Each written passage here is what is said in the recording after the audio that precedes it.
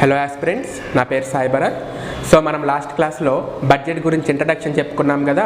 So ఈ క్లాస్కి వచ్చేటప్పటికి బడ్జెట్లో ఉండే కాంపోనెంట్స్ అనమాట, బడ్జెట్లో ఉండే అంశాల గురించి మనం చెప్పుకుంటాం. సో మనకు ఆల్రెడీ లాస్ట్ క్లాస్లో డిస్కస్ చేసుకున్నాము. బడ్జెట్ అనే పదం ఫ్రెంచ్ వర్డ్ బొగెట్టే నుంచి వచ్చింది. బొగెట్టే అంటే ఒక లెదర్ బ్యాగ్. మనం షాపింగ్కి వెళ్ళేటప్పుడు లేకపోతే ఎక్కడికైనా వెళ్ళేటప్పుడు ఎలా అయితే మనం డబ్బుల్ని ఒక బ్యాగ్లో వేసుకొని వెళ్తామో అదేవిధంగా మన యూనియన్ బడ్జెట్లో కానివ్వండి, స్టేట్ బడ్జెట్లో కానివ్వండి, మన గవర్నమెంట్ ఏం చేస్తుంది అంటే గవర్నమెంట్కి వచ్చే రిసీట్స్ని, అదేవిధంగా గవర్నమెంట్ అయ్యే ఖర్చుల్ని, రాబడులను, వ్యయాలను అంచనా వేసుకుంటుందన్నమాట. సో లాస్ట్ క్లాస్లో కూడా మనం చెప్పుకున్నాము, budget is a estimation of receipts and payments. So budget అనేది ఆదాయాల్ని, వ్యయాల్ని ఒక అంచనా వేస్తుందన్నమాట. ఓకేనా. సో రిసీట్స్కి వచ్చేటప్పటికి 2 రకాలు, అదేవిధంగా పేమెంట్స్కి వచ్చేటప్పటికి 2 రకాలు. ఓకేనా. అంటే రిసీట్స్ని తెలుగులో ఏమంటామండి? రాబడులు. పేమెంట్స్ని ఏమంటాము? వ్యయాలు. ఓకేనా. సో బడ్జెట్లో రాబడులు ఉంటాయి, వ్యయాలు ఉంటాయి. ఓకేనా. సో రాబడులు వచ్చేటప్పటికి 2 రకాలు. ఏమేంటి? Revenue receipts, capital receipts. Payments వ్యయాల్లో వచ్చేటప్పటికి మళ్ళీ 2 రకాలు, revenue payments, capital payments. Revenue రిసీట్స్ని ఏమంటామంటే రెవెన్యూ రాబడి. రెవెన్యూ రాబడి, సో ఇన్కమ్. క్యాపిటల్ రిసీట్స్ని వచ్చేటప్పటికి మూలధన రాబడి. మూలధన రాబడి. అదేవిధంగా పేమెంట్స్కి వచ్చేటప్పటికి రెవెన్యూ వ్యయాలు,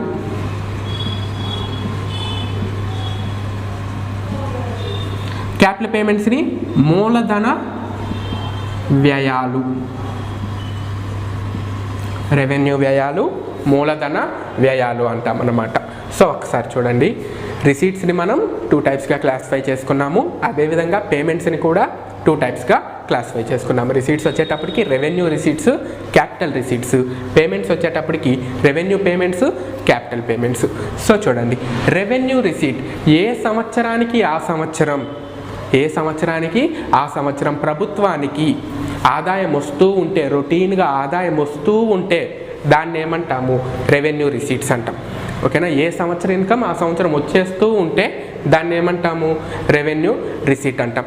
క్యాపిటల్ రిసీట్, ఓకేనా, సడన్గానో లేదా ఏదో ఒక రీజన్ వల్లనో లేదా ఒక అప్పు తెచ్చుకోవడం వల్లనో ఆదాయం వచ్చిందనుకోండి ప్రభుత్వానికి, దాన్ని ఏమంటాం? క్యాపిటల్ రిసీట్ అంటాం. సపోజ్ ఒక చిన్న ఎగ్జాంపుల్ మాట్లాడుకుందాము.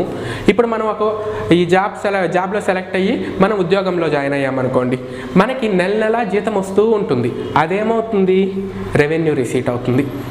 లేదు, మన కాడ ఏదన్నా ఒక ఆస్తి ఉంది, ఆ ఆస్తిని అమ్మేసేయడం వల్ల మనకి డబ్బు వచ్చింది, అదేమవుతుంది? క్యాపిటల్ రిసీట్ అవుతుంది. ఓకేనా. లేదు మనకి ఏదో ఒక అవసరం వల్ల బయట అప్పు చేయాల్సి వచ్చింది, అప్పు చేస్తే డబ్బు మన దగ్గరికి వస్తుంది కదా, సో అదేమవుతుంది? క్యాపిటల్ రిసీట్ అవుతుంది. అంటే రొటీన్గా రెగ్యులర్గా వచ్చేది ఏమవుతుంది? రెవెన్యూ రిసీట్ అవుతుంది. అలా కాకుండా సడన్గా లేదనుకుంటే ఏదో ఒక రీజన్ వల్ల మనకి డబ్బులు వచ్చాయనుకోండి, అదేమవుతుంది? క్యాపిటల్ రిసీట్ అవుతుంది. ఓకేనా. నెక్స్ట్, ఈ రెవెన్యూ రాబడుల్లో మళ్ళీ 2 రకాలు ఉన్నాయండి, taxable receipts, non taxable receipts. ఓకేనా. రెవెన్యూ రాబడిలో మళ్ళీ 2 రకాలు ఉన్నాయి, ట్యాక్సబుల్, నాన్ ట్యాక్సబుల్. ట్యాక్సబుల్ రిసీట్స్ని తెలుగులో ఏమంటారంటే పన్ను రాబడులు అంటారు. నాన్ ట్యాక్సబుల్ రిసీట్స్ని పన్నేతర రాబడి అంటారు. ఓకేనా. సో చూడండి, ట్యాక్సబుల్ రిసీట్స్ అంటే ట్యాక్సులు కట్టడం ద్వారా, ప్రజలు పన్ను కట్టడం ద్వారా ప్రభుత్వానికి ఆదాయం వచ్చిందనుకోండి, దాన్ని ఏమంటారంటే ట్యాక్సబుల్ రిసీట్ అంటాం. ప్రజలు పన్ను కట్టడం ద్వారా ప్రభుత్వానికి ఆదాయం వస్తే దాన్ని ఏమంటాము? ట్యాక్సబుల్ రిసీట్ అంటాం. పన్ను రూపంలో కాకుండా మిగతా ఏదైనా రూపంలో వచ్చిందనుకోండి, నాన్ ట్యాక్సబుల్ రిసీట్స్. ఓకేనా. పన్ను రూపంలో కాకుండా ఇంకేదైనా రూపంలో వచ్చిందనుకోండి, అదేమవుతుంది? నాన్ ట్యాక్సబుల్ రిసీట్స్ అవుతుంది. ఓకేనా. సో ఒకసారి చూడండి, ట్యాక్సబుల్ రిసీట్స్ వచ్చేటప్పటికి 2 సోర్సెస్ నుంచి వస్తుందండి. ట్యాక్సెస్ అనేవి మనం చెప్పుకున్నాం, డైరెక్ట్ ట్యాక్సెస్, అదేవిధంగా ఇండైరెక్ట్ ట్యాక్సెస్. ప్రత్యక్ష పన్నులు, పరోక్ష పన్నులు. ఓకేనా. సో ట్యాక్సిబుల్ రిసీట్స్ అంటే పన్ను నుంచి వచ్చే ఆదాయం ఎన్ని రకాలుగా ఉంటుందండి? 2 రకాలుగా ఉంటుంది. Direct taxes, indirect taxes. Direct taxes అంటే ప్రత్యక్ష పన్నులు. ఏవేంటి ప్రత్యక్ష పన్నులు? Income tax, wealth tax, corporation tax, ఓకేనా, మినిమం ఆల్టర్నేటివ్ ట్యాక్స్, ఇవన్నీ కూడా డైరెక్ట్ ట్యాక్స్లు. ఇండైరెక్ట్ ట్యాక్స్ అంటే ఏంటి? మనకి తెలిసింది excise duty, customs duty, GST, ఇవన్నీ కూడా ఇండైరెక్ట్ ట్యాక్స్లు. సో వీటి నుంచి వచ్చే ఆదాయాన్ని మనం ఏమంటాము? ట్యాక్సబుల్ రిసీట్స్ అంటాము. ఓకేనా, అంటే పన్నుల ద్వారా వచ్చే ఆదాయాన్ని మనం ఏమంటాము? ట్యాక్సబుల్ రిసీట్స్ అంటాము. అలా కాకుండా పన్నుల ద్వారా కాకుండా ఇంకా ఏదైనా రూపంలో ప్రభుత్వానికి కానీ ఆదాయం వచ్చిందనుకోండి, దాన్ని నాన్ ట్యాక్సబుల్ రిసీట్స్ అంటాము. ఇంకేదైనా రూపంలో అంటే ఏదైనా సెస్సుల ద్వారా కానివ్వండి, డెవలప్మెంట్ యాక్టివిటీస్ ద్వారా కానివ్వండి, లేదంటే గవర్నమెంట్ ఏదైనా లోన్స్ ఇచ్చుంటే దానివల్ల వచ్చే వడ్డీలు కానివ్వండి, ఓకేనా, ఇంకా ఏదైనా డెవలప్మెంట్ యాక్ట్స్ ద్వారా కానివ్వండి, వచ్చేవన్నీ కూడా ఏమవుతాయి? నాన్ ట్యాక్సబుల్ రిసీట్స్ అవుతాయి అన్నమాట. సో ఇవి ఏ సంవత్సరానికి ఆ సంవత్సరం వచ్చేస్తూ ఉంటాయి, రెవెన్యూ రిసీట్స్ కాబట్టి ఎప్పటికప్పుడు వచ్చేస్తూ ఉంటాయి. Next capital receipts. సో ఏదో ఒక రీజన్ వల్ల సడన్గా వచ్చే రిసీట్స్ అనమాట. సో ఈ క్యాపిటల్ రిసీట్స్ వల్ల ఎఫెక్ట్ ఎలా ఉంటుందంటే 2 టైప్స్ ఆఫ్ ఎఫెక్ట్స్ ఉంటాయండి. క్యాపిటల్ రిసీట్స్ వల్ల 2 టైప్స్ ఆఫ్ ఎఫెక్ట్స్ ఉంటాయి. ఏవేంటి అంటే అప్పులు పెరుగుతాయి, ఆస్తులు తగ్గుతాయి. క్యాపిటల్ రిసీట్స్ వల్ల ఏమవుతుందండి? అప్పులు అనేవి పెరుగుతాయి, ఆస్తులు అనేవి తగ్గుతాయి. ఫర్ ఎగ్జాంపుల్ మనకి డబ్బు అవసరం అయ్యి పక్కన వాళ్ళ దగ్గర అప్పు చేసామనుకోండి, మనకేమో బల్క్గా అమౌంట్ వస్తుంది, కానీ ఆ అప్పుకి ఏం చేయాలి? మనం సంవత్సరం వడ్డీలు కడుతూ ఉండాలి. అదొకటైతే డ్యూరేషన్ తీరిపోయిన తర్వాత ఆ అప్పుని ఏం చేయాలి? మనం రీపేమెంట్ చేయాలి. అంటే మన అప్పు అయితే పెరిగింది కదా. సో క్యాపిటల్ రిసీట్ వల్ల ఏమవుతుందండి? ఇంపార్టెంట్ ఇది. క్యాపిటల్ రిసీట్ వల్ల అప్పులు అనేవి పెరుగుతాయి, అదే సమయంలో ఆస్తులు అనేవి తగ్గుతాయి. సో మన పేరు మీద ఏదన్నా ఇల్లు ఉంది, లేదంటే స్థలం ఉంది, దాన్ని అమ్మేసాము అంటే మనకుండే ఆస్తిని మనం కోల్పోయినట్టే కదా. సో చూడండి, క్యాపిటల్ రిసీట్స్ వల్ల అప్పులు పెరుగుతాయి, ఆస్తులు అనేవి తగ్గుతాయి. జనరల్గా డిస్ఇన్వెస్ట్మెంట్ అంటారు. డిస్ఇన్వెస్ట్మెంట్. సో డిస్ఇన్వెస్ట్మెంట్ అంటే మీనింగ్ ఏంటి అంటే sale of government share to private. Sale of government share to private. ఓకేనా, అంటే ప్రభుత్వ వాటాలని ప్రైవేట్ పీపుల్కి అమ్మేయడం అన్నమాట. దీన్ని తెలుగులో పెట్టుబడుల ఉపసంహరణ అంటాం. ఓకేనా, సో ఈ 2 ఏమవుతాయి? Capital receipts. అంటే మనకుండే గవర్నమెంట్కి ఉండే షేర్ని అమ్మేసింది అనుకోండి, గవర్నమెంట్కి ఏమో రిసీట్స్ వస్తాయి, కానీ గవర్నమెంట్ ఆస్తి ఏమవుతుంది? గవర్నమెంట్ అసెట్ అనేది తగ్గిపోతుంది. సో ఇది రిసీట్స్. నెక్స్ట్ వచ్చేటప్పటికి పేమెంట్స్. ఏంటండి? Payments. Revenue payments, capital payments. Capital payments. So చూడండి, రెగ్యులర్గా ఇయర్ బై ఇయర్ ఎప్పటికప్పుడు మనం పేమెంట్లు చేస్తూ ఉన్నామనుకోండి, రెవెన్యూ పేమెంట్స్. క్యాపిటల్ పేమెంట్స్ అంటే ఏంటి అంటే ఈ క్యాపిటల్ పేమెంట్ వల్ల ఏదో ఒక ఆస్తి జనరేట్ అవుతూ ఉందనుకోండి, అదేమవుతుంది అంటే క్యాపిటల్ పేమెంట్స్ అవుతుంది. ఒక్కసారి చూడండి, ఈ రెవెన్యూ పేమెంట్స్ మళ్ళీ 2 రకాలు. Planning expenditure, non planning expenditure. ప్రణాళిక వ్యయము, ప్రణాళికేతర వ్యయము అంటాం. ఓకేనా, అంటే మనం 5 ఇయర్స్ ప్లాన్స్ వేసుకుంటాం కదండి. ఈ 5 ఇయర్స్ ప్లాన్స్కి తగ్గట్టుగానే మనము ఖర్చు పెడుతూ ఉన్నామనుకోండి, ఆ 5 ఇయర్స్ ప్లాన్లో చెప్పిన ఖర్చులు అనేవి పెడుతూ ఉన్నాయనుకోండి, అది ప్లానింగ్ ఎక్స్పెండిచర్. ఓకేనా, ఆ ప్లాన్లో చెప్పినట్టు కాకుండా ఇంకేదైనా ఖర్చులు పెడుతున్నామనుకోండి, అది నాన్ ప్లానింగ్ ఎక్స్పెండిచర్. సేమ్ అదేవిధంగా క్యాపిటల్ పేమెంట్స్లో కూడా 2 రకాలండి, planning expenditure, non planning expenditure. So ఇవేంటో మనం ఇందాకే తెలుసుకున్నాం, ప్రణాళిక వ్యయము, ప్రణాళికేతర వ్యయము. ఓకేనా, సో ఈ 5 ఇయర్స్ ప్లాన్స్లో చెప్పినట్టు మనం ఏదన్నా ఒక ప్రాజెక్టో ఇంకేదన్నా కడుతున్నాం అనుకోండి, అది ప్లానింగ్ ఎక్స్పెండిచర్ కిందకు వస్తుంది. ఎందుకంటే ప్రాజెక్ట్ అనేది మనకు 1 సంవత్సరంలో పూర్తయ్యి ఉండవు కదా. ఒకవేళ 1 సంవత్సరంలో పూర్తయినా కూడా ఆ ప్రాజెక్ట్ వల్ల మనకి ఏమవుతుంది? ఇన్కమ్ అనేది నెంబర్ ఆఫ్ ఇయర్స్ అనేది మనకి జనరేట్ అవుతూ ఉంటుంది. సో క్యాపిటల్ పేమెంట్స్ వల్ల ఏమవుతుంది అంటే అసెట్స్ పెరుగుతాయి, లయబిలిటీస్ అనేవి తగ్గుతాయి. ఓకేనా, క్యాపిటల్ పేమెంట్స్ వల్ల ఏమవుతుందండి? అసెట్స్ పెరుగుతాయి, లయబిలిటీస్ తగ్గుతాయి, ఆస్తులు పెరుగుతాయి, అప్పులు అనేవి తగ్గుతాయి. ఒక్కసారి చూడండి, క్యాపిటల్ రిసీట్స్ వల్ల అప్పులు పెరిగాయి కదా. ఓకేనా, ఆ అప్పును ఏం చేసామంటే మనం రీపేమెంట్ చేసేసామనుకోండి, ఆ రీపేమెంట్ చేయడం అనేది ఏమవుతుంది? క్యాపిటల్ పేమెంట్ అవుతుంది. సో క్యాపిటల్ రిసీట్ వల్ల మూలధన రాబడి వల్ల అప్పు అనేది పెరుగుతుంది, మూలధన వ్యయం వల్ల అప్పు అనేది తగ్గుతుంది. నెక్స్ట్ అదేవిధంగా క్యాపిటల్ రిసీట్ వల్ల అసెట్ వాల్యూ ఏమవుతుంది, తగ్గుతుంది. అంటే మన దగ్గర ఉండే అసెట్ని మనం సేల్ చేస్తాం, లేదనుకుంటే డిస్ఇన్వెస్ట్మెంట్ చేస్తాం. ఓకేనా. కానీ క్యాపిటల్ పేమెంట్ వల్ల ఏమవుతుందంటే మన దగ్గర ఉండే ఆస్తి విలువ పెరుగుతుంది. సపోజ్ చూడండి, మన దగ్గర ఉండే డబ్బుతో మనం ఏదన్నా ల్యాండ్ కొన్నామనుకోండి, మన ఆస్తులు పెరిగినట్టే కదా. ఓకేనా. సేమ్ అదనమాట. సో క్యాపిటల్ పేమెంట్స్ వల్ల ఏమవుతుందండి, అసెట్ విలువ పెరుగుతుంది, లయబిలిటీస్ విలువ తగ్గుతుంది. క్యాపిటల్ రిసీట్స్ వల్ల ఏమవుతుంది, లయబిలిటీస్ పెరుగుతాయి, ఆస్తులు తగ్గుతాయి. సో క్లియర్గా చూసుకోండి, ఇబ్బంది ఏమి ఉండదు. సో ఇదంతా ఓల్డ్ వర్షన్ అనమాట. ఇప్పటిదాకా మనం చెప్పుకుంది ఏంటి, ఓల్డ్ వర్షన్. ఓకేనా. కానీ కాన్స్టిట్యూషన్లో ఏమైంది అంటే, కాన్స్టిట్యూషన్లో ఏం చెప్పారు అంటే, రెవెన్యూ రిసీట్స్ని, రెవెన్యూ ఇన్కమ్స్ని, రెవెన్యూ పేమెంట్స్ని, రెవెన్యూ రిసీట్స్ని, రెవెన్యూ పేమెంట్స్ని సపరేట్గా చూపించాలి అని చెప్పారనమాట.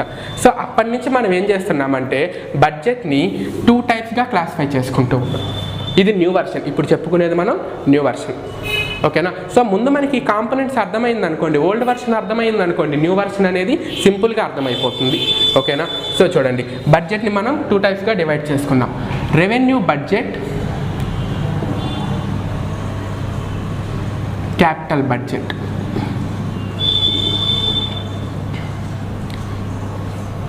Revenue budget, capital budget. Revenue బడ్జెట్లో ఏముంటాయి, only revenue receipts, revenue payments ఉంటాయి. క్యాపిటల్ బడ్జెట్లో ఏముంటాయి, క్యాపిటల్ రిసీట్స్, క్యాపిటల్ పేమెంట్స్ ఉంటాయి. సో ఈ విధంగా ప్రస్తుత కాలంలో బడ్జెట్ని అనేది ప్రిపేర్ చేస్తున్నారు. కాకపోతే మనం ముందు ఈ కాంపోనెంట్స్ అన్నీ తెలుసుకున్నాం అనుకోండి, సో ఒకప్పుడు మనకి ఎలా ప్రిపేర్ చేస్తారో తెలిస్తే ఇప్పుడు ఎలా ప్రిపేర్ చేస్తారో అనేది మనకి ఐడియా ఉంటుంది. కాబట్టి మనం మొత్తం చెప్పుకున్నాం అనమాట. సో ఓల్డ్ వర్షన్లో టోటల్ ప్రిపేర్ చేసేసేవాళ్ళు. ఓకేనా. బడ్జెట్లో కాంపోనెంట్స్ని మనం ఎన్ని టైప్స్గా క్లాసిఫై చేసుకున్నాము, 2 టైప్స్గా క్లాసిఫై చేసుకున్నాము. రిసీట్స్, పేమెంట్స్, రాబడులు, వ్యయాలు. ఓకేనా. మళ్ళీ ఆ రాబడులు వచ్చేటప్పటికి 2 రకాలు, రెవెన్యూ రాబడులు, మూలధన రాబడులు. అదేవిధంగా వ్యయాలు వచ్చేటప్పటికి మళ్ళీ 2 రకాలు, రెవెన్యూ వ్యయాలు, మూలధన వ్యయాలు. ఓకేనా. సో ఇప్పుడు చూడండి టోటల్ రిసీట్స్, మొత్తం రాబడులు.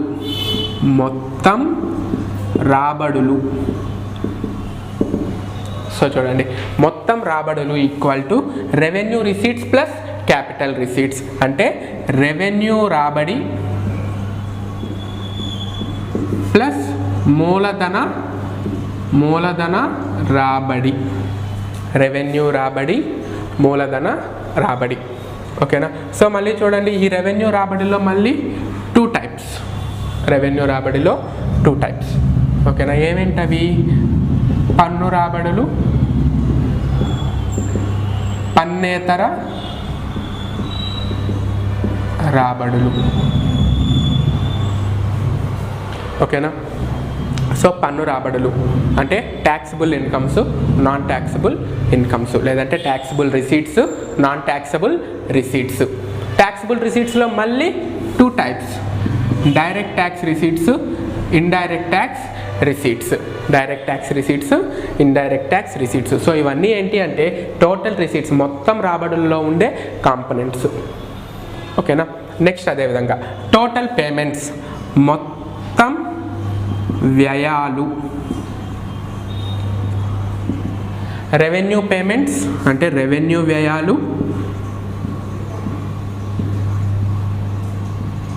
ప్లస్ మూలధన వ్యయాలు. ఓకేనా. ఈ రెవెన్యూ పేమెంట్స్, క్యాపిటల్ పేమెంట్స్, ఈ రెండిట్లో కూడా ఏముంటాయండి, planning expenditure, non planning expenditure. ప్రణాళికా వ్యయం, ప్రణాళికేతర వ్యయం. అంటే ప్లాన్స్లో చెప్పుండేవైతే ప్లానింగ్ ఎక్స్పెండిచర్, ప్లాన్స్లో చెప్పకుండా ఉండే ఖర్చులన్నీ కూడా నాన్ ప్లానింగ్ ఎక్స్పెండిచర్. సో ఇందులో ఏమేమి ఉంటాయనేది ఇంతకుముందే డిస్కస్ చేసుకున్నాం కదా. నెక్స్ట్ సో చూడండి, రాజ్యాంగం ప్రకారం రెవెన్యూ పేమెంట్స్ అకౌంట్ని రిమైనింగ్ అకౌంట్ నుంచి మనం సపరేట్ చేసి చూపించాలి. అందుకని ఓల్డ్ వర్షన్ని వదిలేసి మనం న్యూ వర్షన్లోకి వచ్చేసాం. ఏంటి ఆ న్యూ వర్షన్ అంటే, రెవెన్యూ బడ్జెట్ని, క్యాపిటల్ బడ్జెట్ని సపరేట్గా చూపించడం మొదలుపెట్టాం. ఓకేనా. సో రెవెన్యూ బడ్జెట్లో ఏమేమి ఉంటాయి అంటే కేవలం రెవెన్యూ రిసీట్స్, రెవెన్యూ పేమెంట్స్, వీటికి సంబంధించిన వివరములు మాత్రమే ఉంటాయి. అదేవిధంగా క్యాపిటల్ బడ్జెట్లో ఏమేమి ఉంటాయి? క్యాపిటల్ బడ్జెట్లో క్యాపిటల్ రిసీట్స్, క్యాపిటల్ పేమెంట్స్, వీటికి సంబంధించిన వివరాలు మాత్రమే ఉంటాయి. ఓకేనా? సో ఈ రెండింటిని కలిపి మనం ఏమంటుంటాము అంటే కామన్ టర్మినాలజీలో బడ్జెట్. సో కొత్త వర్షన్ వచ్చేటప్పటికి బడ్జెట్ని 2 టైప్స్గా డివైడ్ చేశారు. Revenue budget, capital budget. Revenue బడ్జెట్లో మళ్ళీ ఏముంటాయండి? Revenue receipts, revenue payments. Capital బడ్జెట్లో ఏమేమి ఉంటాయండి? క్యాపిటల్ రిసీట్స్, క్యాపిటల్ పేమెంట్స్ అనేటివి ఉంటాయి. ఓకేనా? సో ఓవరాల్గా బడ్జెట్లో ఉండే కాంపోనెంట్స్ వచ్చేటప్పటికి ఇవి. మనకి వీటన్నిటి మీద కంప్లీట్గా ఒక ఐడియా ఉండాలన్నమాట. అప్పుడే ఎలాంటి బిట్ వచ్చినా కూడా మనం ఆన్సర్ చేయగలం. ఓకేనా?